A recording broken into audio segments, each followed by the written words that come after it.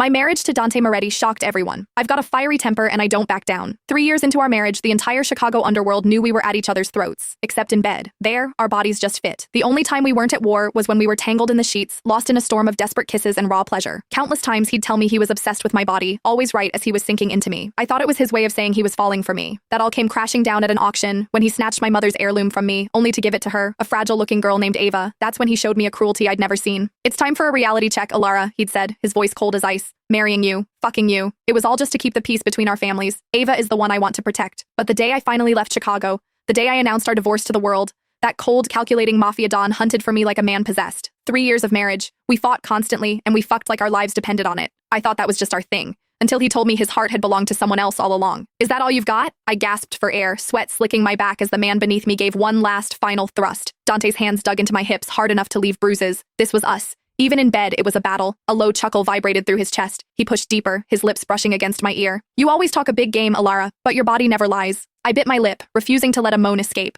I wouldn't give him the satisfaction, but Dante knew my body like the back of his hand. He knew every sensitive spot. He trailed soft kisses along my neck, a stark contrast to the brutal, perfect rhythm of his hips slamming into me. Until we both shattered, I couldn't stop myself from digging my nails into his broad, powerful back. "Satisfied, Alara?" Dante pulled away and slipped on his shirt. As usual, he grabbed a damp towel to clean me up. It was the only time he was ever tender. I forced the blush from my cheeks and shot him a defiant smirk. "Barely. You were adequate." His movements paused. A dangerous glint flashed in his eyes. "Guess I'll have to try harder next time." "I'm going to the underground auction tonight," I said, getting up to dress. I made my voice sound casual, bored. "There's something I have to get." "What is it?" "My mother's brooch." My voice trembled slightly, but I hit it. The diamond one. It was the last thing she left me. Lost 3 years ago during a family clash, and it had finally resurfaced on the black market. Dante fastened his cufflinks, his tone indifferent. "If you don't win it, I'll buy you something else to make up for it." My heart skipped a beat. A warmth spread through my chest. Was that concern? Maybe. Maybe he wasn't completely heartless. The auction was held in an abandoned factory on the outskirts of the city. Dim lights cut through the gloom, illuminating the faces of the city's most dangerous players. Dressed in a black gown, I sat in a corner, waiting. Next up, a 19th century diamond brooch. Bidding starts at 500,000. The auctioneer's voice echoed. My palms started to sweat. 600,000. 700. 1 million. I raised my paddle. 1.5 million, I said, my voice clear. The room fell silent. That price was far beyond the brooch's actual worth.